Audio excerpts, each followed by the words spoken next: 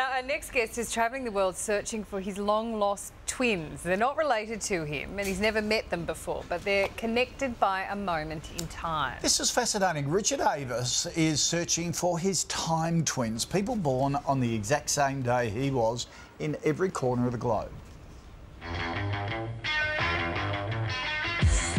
Richard Avis is a man on a mission. He's travelling the world as part of a unique social experiment.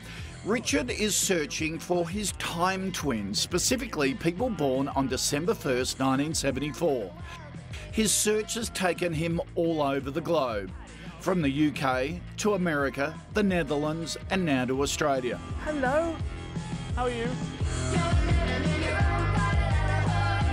Some time twins have contacted me, so I'm here outside the Opera House on the bridge and we're meeting some people today, which is very exciting.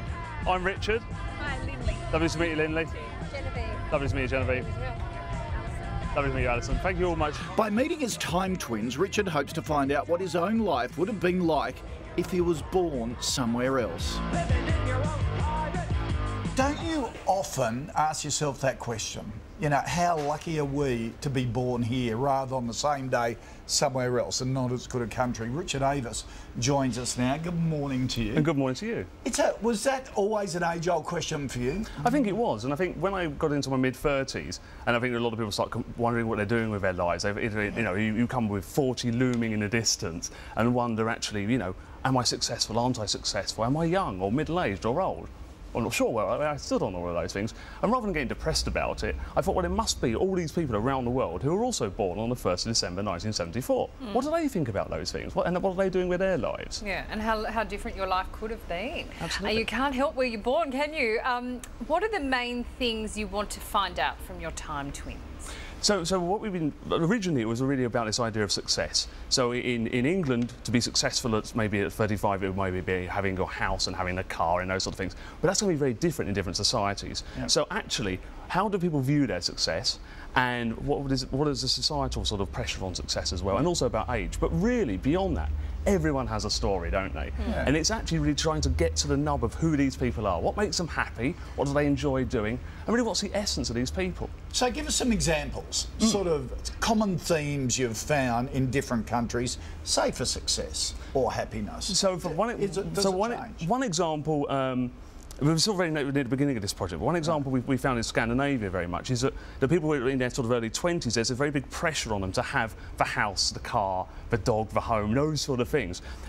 Actually, the people we met there had found the pressure was so much that they went into that sort of world and then got divorced a few years later because they realised it wasn't quite for them. So there was more pressure, and maybe that would be similar to how the UK was 20 years previously.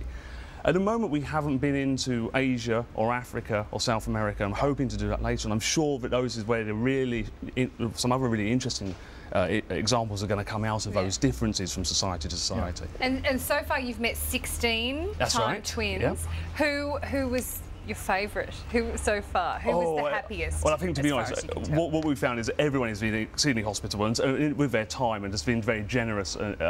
I think probably the most interesting examples we've had were going to a bodybuilding competition in Holland and meeting the over 35s female bodybuilding champion, which is not, as you probably noticed, not something I normally would be going to a bodybuilding competition. And another one was a mayor in Italy, who's the mayor of a very small town, whose town was ravaged by an earthquake back in 2009, and how he's sort of really, his life had changed at that point. So it's sort of humorous parts and serious, and it's really trying to get the whole. We are seeing this thin slice of people around the world and all experience. Do you have the same personalities? Are you finding? I think common interests. I think at the moment, the people who have been interested in coming back to being involved in the project have a similar view, interest in the world around them, interest in travel, interest in those sort of things. I think it's a bit early to say whether actually astrology is right or wrong. I think that's probably beyond the scope of my little project here.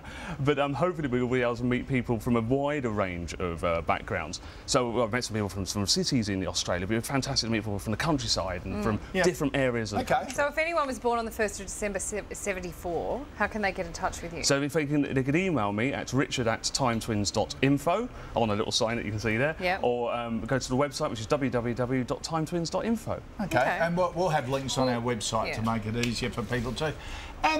Can we check back in with you? Absolutely, I'd love to. Through, what, a year you're going to be doing this? So my target is, my original target I was set was to meet 40 people by the time I'm 40, which is the end of the year, obviously. I'm now going to try and meet as many people as I can from a wide as possible background, but the target is still by the time I'm 40, so 1st of December this year. Okay. I'd love to check back in. Yeah. Thank you very much. Comparing around the world. Fascinating. Thank you. Thank you, Richard. Good luck. Thank you very much. Happy travels.